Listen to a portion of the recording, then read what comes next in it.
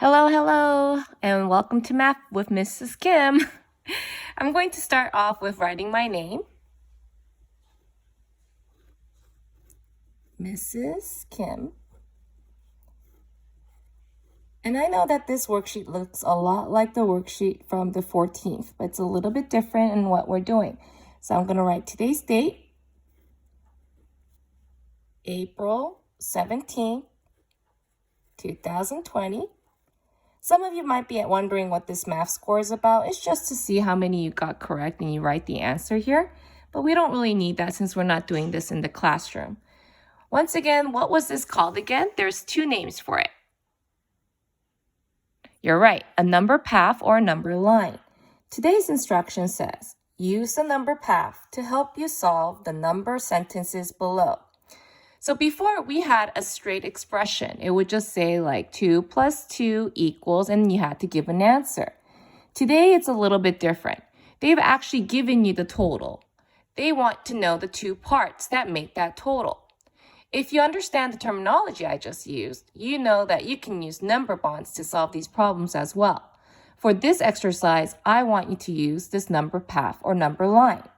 So how do we do this? Let's take a look. Number 1 says 2 plus blank equals 8. So we need to know how many more from 2 we need to go in order to make an 8.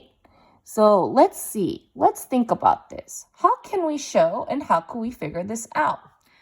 We know that we can put the first number, 2, and find that on our number path. We know that we have to end up at 8.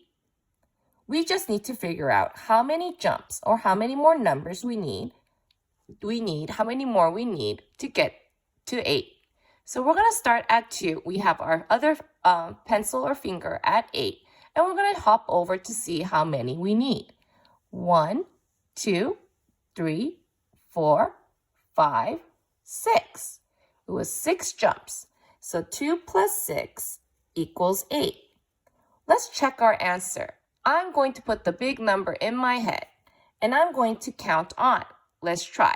6, 7, 8. You're right. That does make an 8. Let's try the next one. They're trying to trick us. There is a no number in the beginning, so you think, where do I start from, Miss Kim? But remember, in addition, it doesn't matter what order we add in. We can still start from the second number and see how many more we need to get to the result, the total. So the number expression says blank plus 3 equals 7. So we're going to look for the first number we can find here, a 3. Then we look for the number 7. We need to see how many more we need to make that 7. So let's try counting. Ready? 1, 2, 3, 4.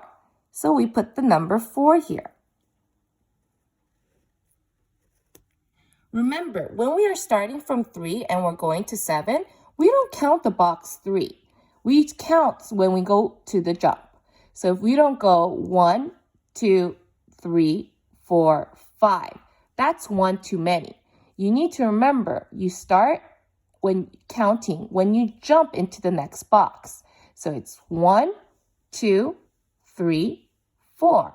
And we write the number 4 right there. This one's pretty straightforward. You've done it before. Plus, you might even know the answer already because we've seen this problem several times before. Even though you know the answer, I still would like you to use the number path so we know that you know how to use this skill. In this one, we're not going to find the two numbers. We're just going to hop how many they tell us to hop over to show us adding on. So let's look at the first number. The first number, Miss Kim forgot to read the number sentence. Let's read. 3 plus 2 equals blank. Let's look at the first number, 3. We're adding. So that means we're going to make the number bigger, not smaller. So we're going to go towards the right. How many hops?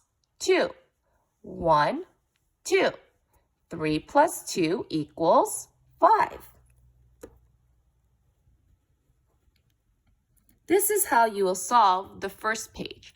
On the back, it's a completely different problem set. You will see something like this. And this is called the math sprint. It's a fluency test. Your parents should have seen a video. If not, it's basically very simple. You know that you start this off face down so no one can see the other side. Parents time, set a timer for 1 minute. And then when they say go, you flip it over and you do as many problems as you can. Once a timer rings, you get a marker or a crayon and you do another one for the rest of the problems as fast as you can in another minute. Once the second timer ends and 2 minutes have passed, you go over the answers with your parents to see how many you got right. Celebrate and take a picture and show it to your teacher so we can celebrate with you. Every time you do this, you'll get much better at this. And hopefully we can see some really good scores shared through photos from your parents. Ask your parents or you can do the photograph yourself. Hopefully I've answered all your questions. Once again, if you have any more questions, you can call me through my phone, text me, Class Dojo, email, or use WebEx, Monday through Friday from 1 p.m. to 2 p.m. Let me know if there's anything I can do to help. Maybe we can do this part together during WebEx time. See you then.